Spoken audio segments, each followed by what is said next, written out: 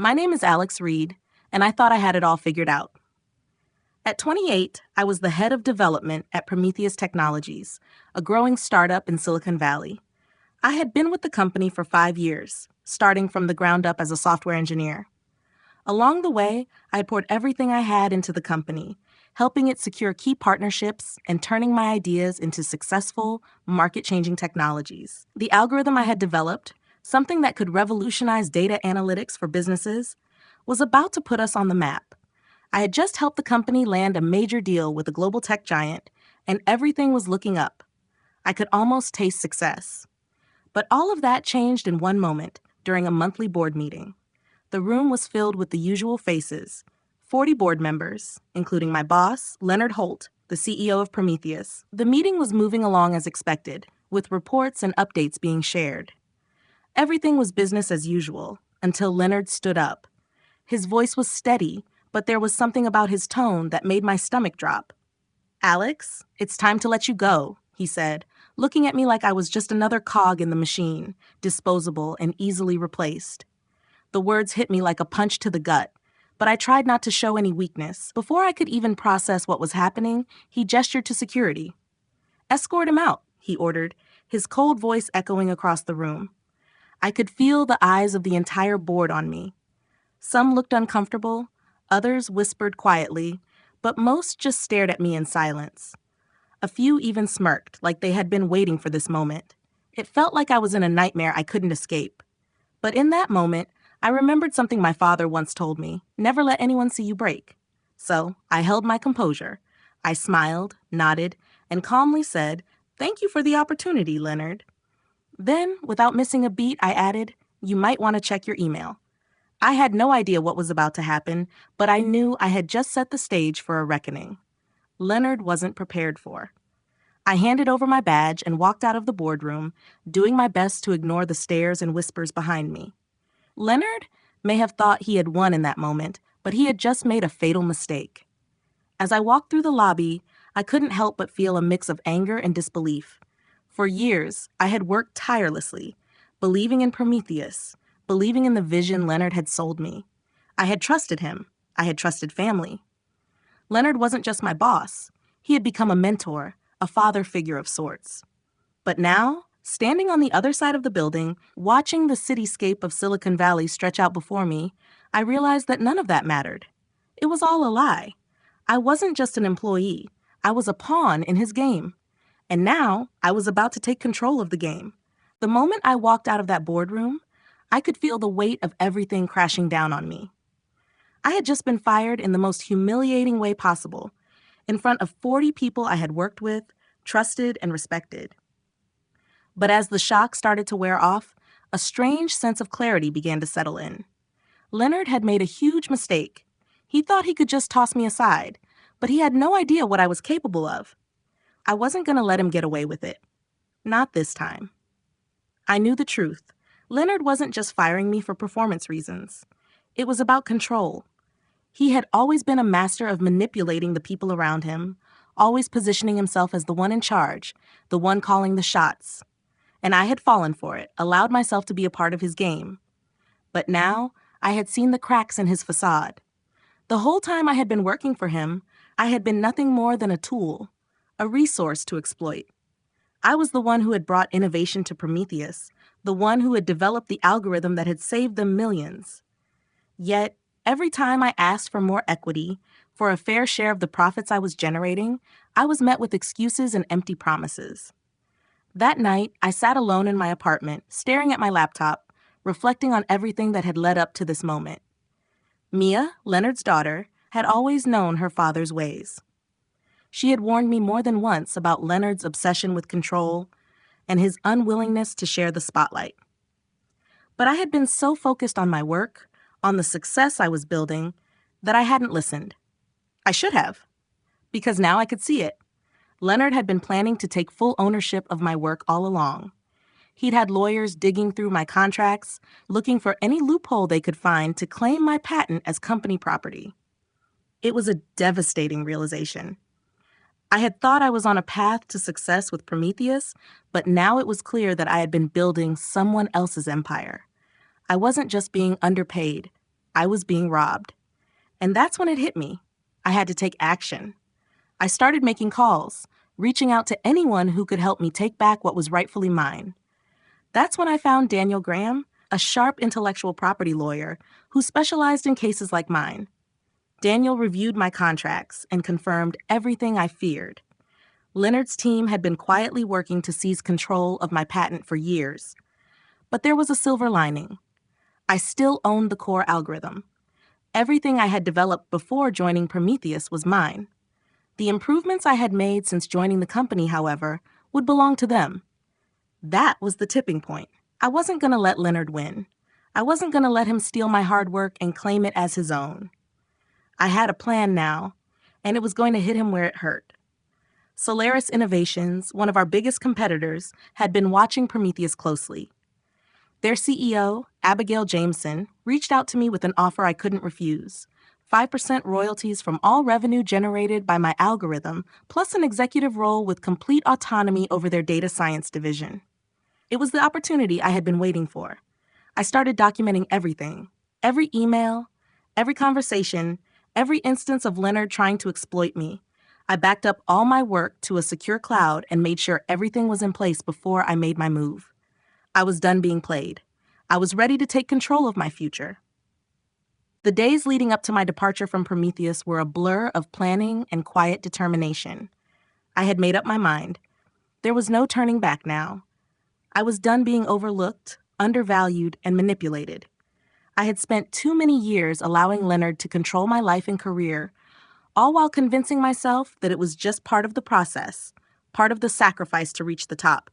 But now I saw the truth. Leonard was never interested in lifting me up.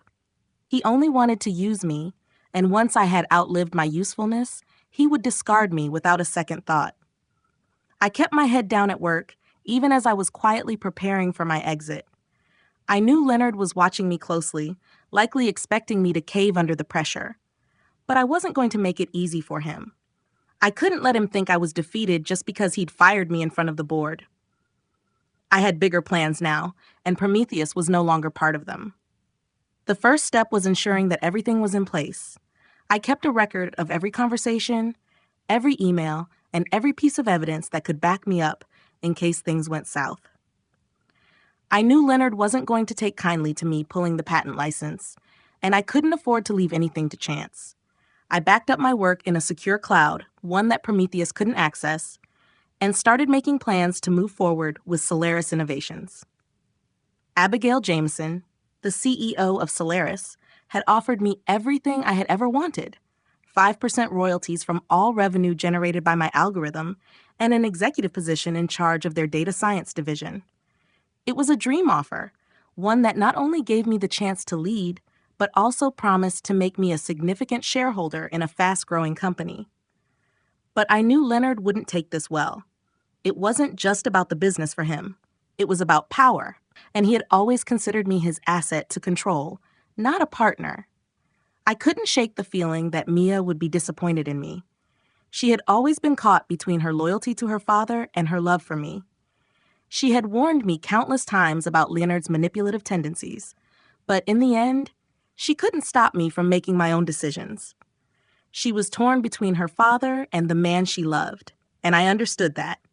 But now I had to prioritize myself. I couldn't afford to keep living in Leonard's shadow, constantly trying to appease him and please everyone around me. It was time to take ownership of my own future. I prepared my resignation letter with one clear message. I was taking back control of my life, and I wasn't going to let anyone, especially Leonard, stand in my way. But I couldn't just walk away quietly. No, I needed to make sure Leonard understood the magnitude of his mistake. I knew what I had to do. The day of the board meeting came, and I walked into that room with a sense of purpose I had never felt before. The air was tense, but I knew this was my moment. I stood up to present the data, the evidence of my work, the contract clauses Leonard had tried to manipulate, and the emails I had exchanged with Solaris. I could see Leonard's smugness turning into concern as the information started to unfold. He tried to dismiss it, tried to claim I was betraying the company, but it was too late. I had already played my hand. With one last look at Leonard, I calmly said, "You might want to check your email. And that was when the room fell into chaos. The moment I dropped that line, "You might want to check your email," I could see Leonard's face drain of color. For a second, the room was completely still, like time itself had stopped. I don't think anyone truly understood what was happening at first, but I knew. The moment I hit send on that email, everything was going to change. There was a brief flicker of confusion in Leonard's eyes before panic set in.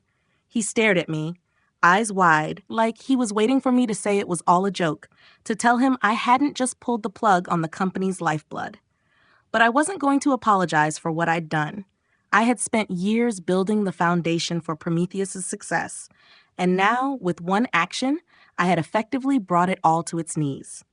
The silence in the room was deafening, and then it hit. Screens in the room flickered, one by one, all going black at the same time. The lights in the building flickered too, a subtle reminder of the scale of what I had just done. In that moment, the reality of the situation began to sink in for everyone present. Leonard's calm exterior was completely shattered. He turned to James Whitmore, the legal director, with wide, frantic eyes. I could hear him muttering, "What's happening? Why aren't the servers responding?" James was already frantically typing on his laptop, trying to make sense of what had just transpired, but it was no use. Every system that relied on my patent had gone into safe mode, and without the proper authentication, my authentication, nothing was going to work.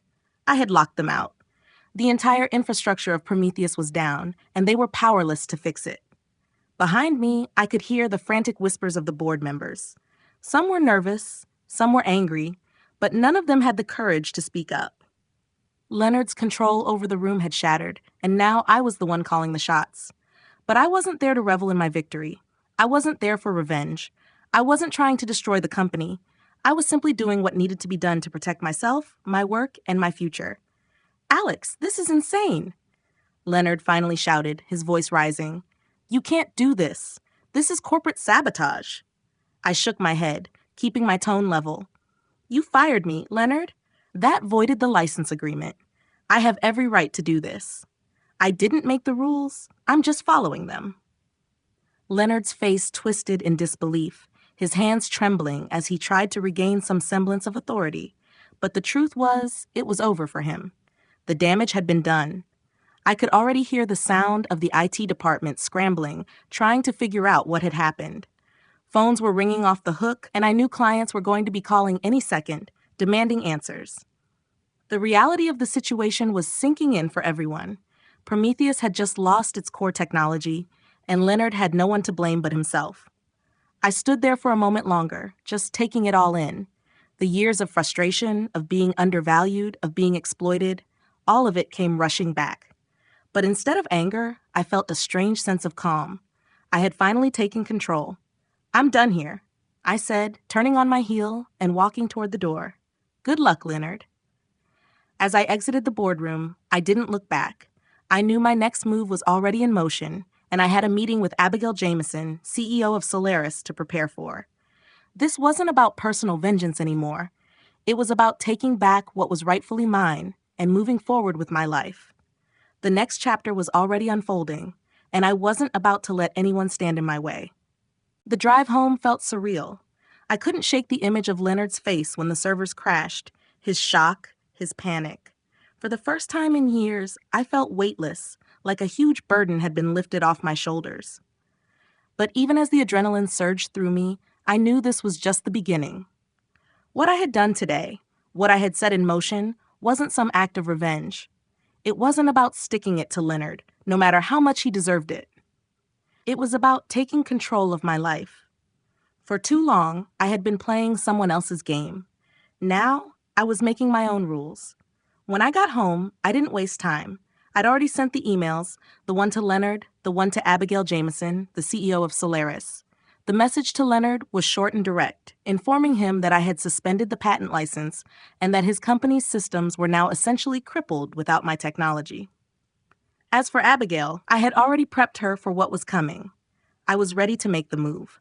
The deal she had offered me, 5% royalties from all revenue generated by my algorithm and an executive role overseeing their data science division, was exactly what I needed.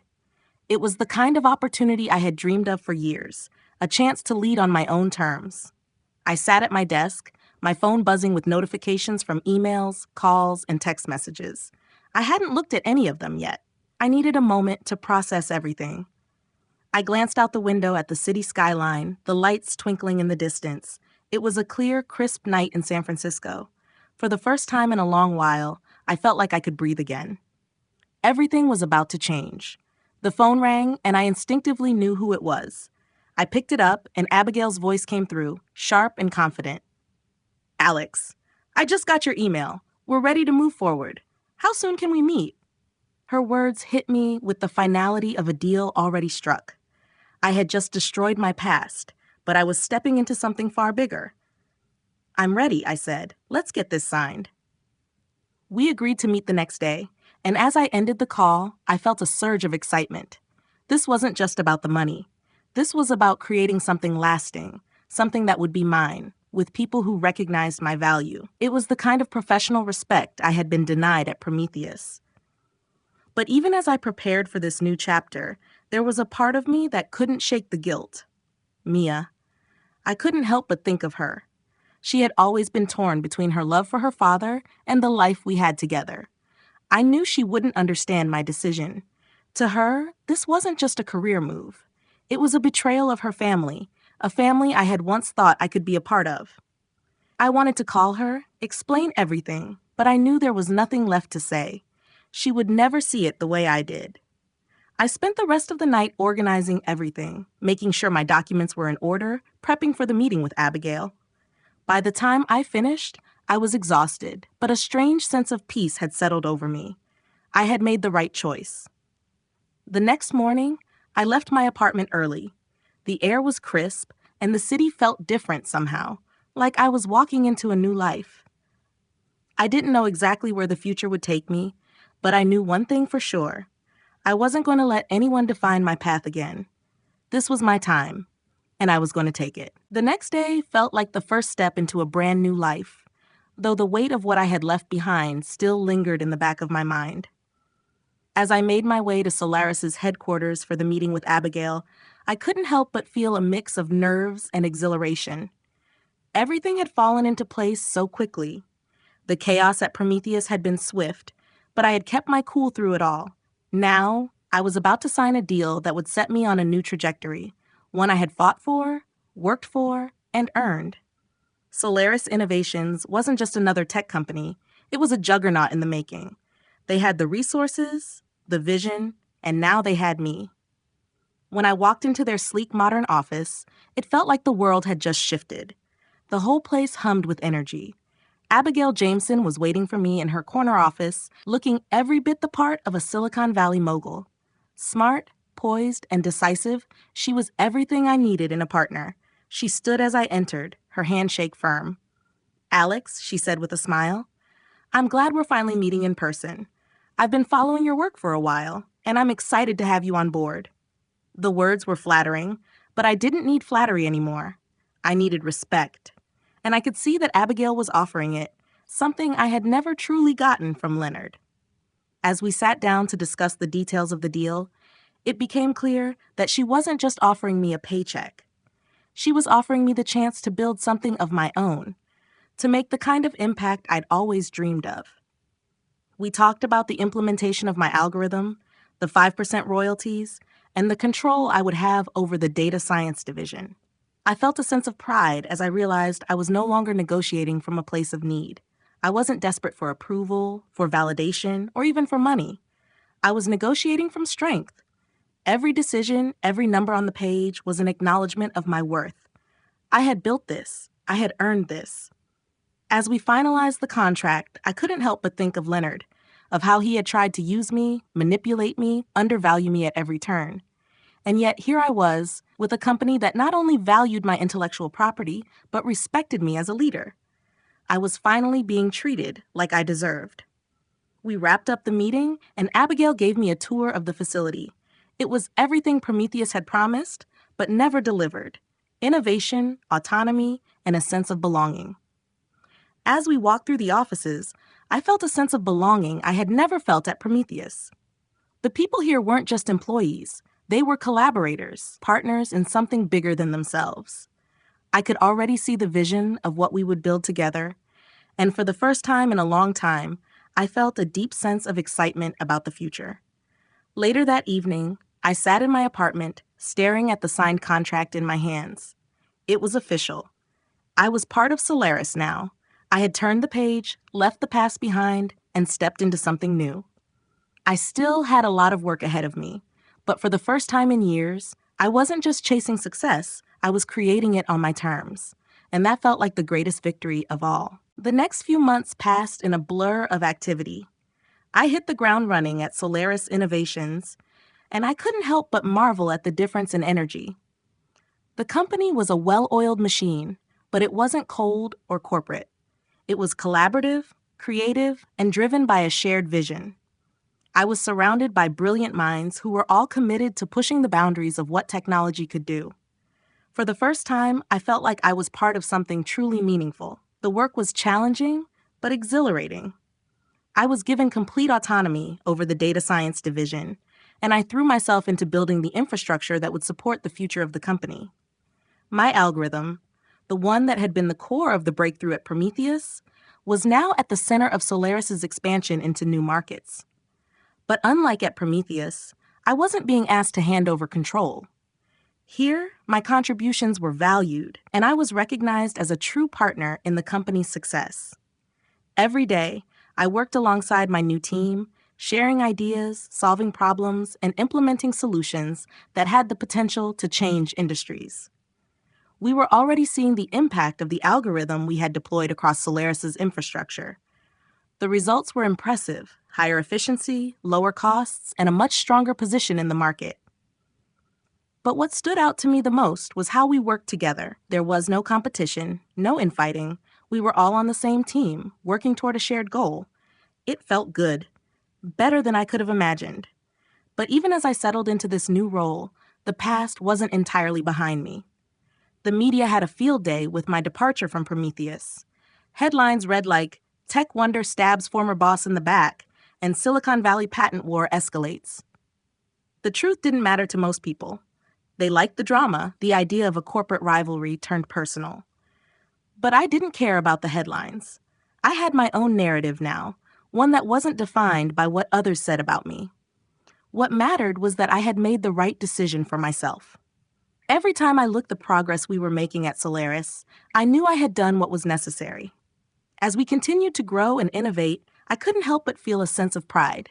I had come from nothing, struggled, failed, and learned. But now, I was building something real, a company where people like me could thrive, create, and be recognized for the value they brought. The day I signed my contract with Solaris, I felt like I was taking back control of my future. But it wasn't until a few months later, as I sat in a boardroom meeting, listening to our projections and growth strategies, that I fully understood the magnitude of the decision I had made. I was no longer just a player in someone else's game. I was the one setting the rules. And for the first time, I felt at peace with my choices. Everything I had fought for had led me here. The late nights, the sacrifices, the moments of doubt, all of it had brought me to this point. I had walked away from a toxic situation, and now I was building the future I had always dreamed of. And nothing at all could take that away from me. A year had passed since I signed that contract with Solaris, and looking back, it felt like I had entered a completely different world. The transformation I had undergone wasn't just professional, it was personal too. The confidence I had built through the work we had done at Solaris, the technology we had advanced, and the team we had formed had given me a sense of fulfillment I never thought possible. I no longer questioned my worth. I had earned every bit of success I now enjoyed. Solaris was thriving. The data science division I led had become a key pillar of our growth. The technology we had implemented was now being integrated into multiple industries, and our client base had grown exponentially. I couldn't help but take pride in the fact that it was my vision and my work that had helped push us to the top. But it wasn't just the professional accolades that kept me motivated, it was the people I worked with. The engineers, the analysts, the executives, all of them respected me not because of my title, but because of the value I brought to the table. We shared a common goal, and that was something I hadn't experienced before. Mia had called me once, a few months after I left Prometheus. She didn't say much, just that she hoped I was doing well and that she wanted to check in. I didn't return the call. I wasn't angry with her, but I couldn't pretend that the betrayal hadn't left its mark. She had chosen to side with her father, and that was something I couldn't ignore. I had spent so many years trying to make it work with her, trying to bridge the gap between family loyalty and personal ambition, but I had learned that you couldn't sacrifice your own future just to appease someone else's expectations. It wasn't easy, and I still thought about her from time to time. But I had to move forward. I had a life now, a career, a purpose. And more than that, I had learned the value of respect. The respect that Leonard had never shown me, the respect that Abigail had given me from day one, and the respect that I now earned from my team every single day. I had learned that success wasn't just about the money or the accolades. It was about being valued, about having the freedom to create and lead without someone else pulling the strings behind the scenes. There were moments when I thought back to those early days at Prometheus, the late nights, the struggles, the dreams that had kept me going even when things seemed impossible. I had come so far from that version of myself, and as I looked at the future, I knew I was just getting started. The company was in a strong position, and I was building something that would last, something that would stand as a testament to everything I had worked for. There were always challenges ahead, and I knew the tech world would continue to evolve, but I was no longer scared of failure. In fact, failure had become a valuable teacher. It had shown me my limits, forced me to confront my fears, and ultimately made me stronger. Now, I stood on my own 2 feet, more certain than ever that I had made the right choice. Everything had led me to this point, and I wasn't going to stop now.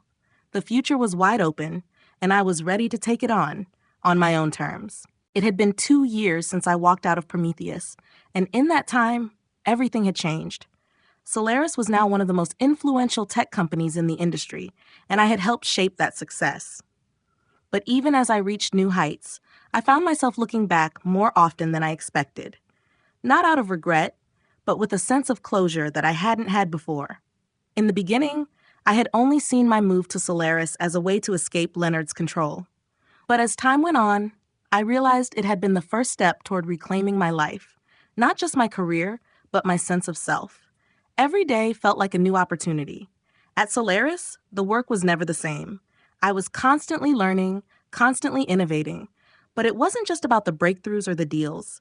It was the feeling of being seen, being heard. At Prometheus, I had fought so hard to prove myself, but I had always been overlooked or dismissed when it came to making real decisions.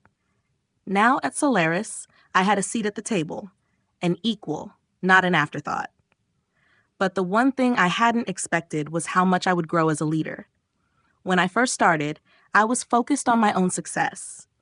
I wanted to prove that I was more than just the guy with a great patent. But as I became more immersed in building this company with my team, I started to realize that success wasn't just about the individual. It was about the collective. I saw my role not as the one with the best idea, but as the person who could bring out the best in others. I spent hours mentoring my team, helping them grow, pushing them to go further than they thought possible. And in return, they pushed me. As Solaris expanded, I found myself surrounded by the brightest minds I'd ever worked with. The innovations coming out of our division were game-changing, and I felt a sense of pride every time we launched a new product or closed a new deal. But it wasn't just about the results. It was the way we achieved them, together. We celebrated each other's successes, shared in the failures, and learned from them. The sense of camaraderie was something I'd never experienced before, and it made all the difference. In the back of my mind, though, I still wondered about Leonard. I wondered if he ever thought about me, if he realized the mistake he had made. But more than that, I wondered if he had ever changed. Had he learned from his failures? Or was he still living in that self-made bubble of power and control? It didn't matter. I had built something real now. Solaris was thriving, and I had become a part of something bigger than myself. As I sat in my office that day, looking out at the bustling city below, I couldn't help but smile. I had come so far, and yet I was only just getting started. There would always be more challenges, more mountains to climb, but now I understood that success wasn't just about the destination. It was about the journey, the people you met along the way, and the lessons you learned. I had taken control of my life, and nothing could take that away from me. It's strange how things come full circle. When I first left Prometheus, I thought I was running from something. A toxic environment, a manipulative CEO, a future that felt like it was being dictated by everyone else. But what I've learned over the last few years is that it wasn't just about leaving. It was about discovering who I really was and what I was truly capable of. I've learned that success isn't just about what you achieve on your own. It's about the legacy you leave behind and the people you help along the way. Solaris had grown beyond even my expectations. We had become a leader in the tech world, and much of that was due to the foundational work we had done in data science and infrastructure. My algorithm, the one I had developed years ago, had now become the backbone of so many innovations. It was a technology that not only saved companies millions, but fundamentally changed the way industries approached efficiency and data. And I was at the center of it all. But as I looked around at the team I had built, the people who had helped me make this vision a reality, I realized something important. The work we were doing wasn't just mine anymore. It was all of ours. A few months ago, I'd been asked to give a keynote at a tech conference in San Francisco. It was a huge opportunity for me to speak about the innovations we had created and the direction the industry was headed. But as I stood on stage that day, looking out over a crowd of eager faces, I realized the most important thing I could say wasn't about the technology or the algorithms. It was about the power of believing in yourself and having the courage to walk away when something isn't right. I hadn't just built a career, I had built a life. And that life was about more than just the successes I could claim. It was about the people I had helped along the way. I had hired dozens of engineers, data scientists, and visionaries. I'd mentored them, given them a chance to take risks and build their own futures. They had believed in me when I didn't believe in myself, and now they were contributing to a company that was changing the world. Looking back, I could see that all the sacrifices had been worth it. The late nights, the struggles, the failures, everything had led me here, to a place where I wasn't just an employee or a cog in someone else's machine. I was the architect of my own future, and I was helping others do the same. It had been a few months since I last heard from Mia. She had reached out again, but I hadn't responded. Part of me still wondered what could have been, but I had to accept that our paths had diverged for a reason. She had her life, and I had mine. And, ultimately, I had learned to let go of the past. My story wasn't about her, or Leonard, or Prometheus. It was about what I had done for myself, for my future, and for the people who had supported me along the way. As I stood there, watching my team celebrate our latest achievement, I felt a quiet sense of pride. This was my life now, and I was finally living it on my own terms. I had taken control, and there was no turning back. The journey wasn't over, but I had learned to appreciate every step, and for the first time in a long time, I knew I was exactly where I was meant to be.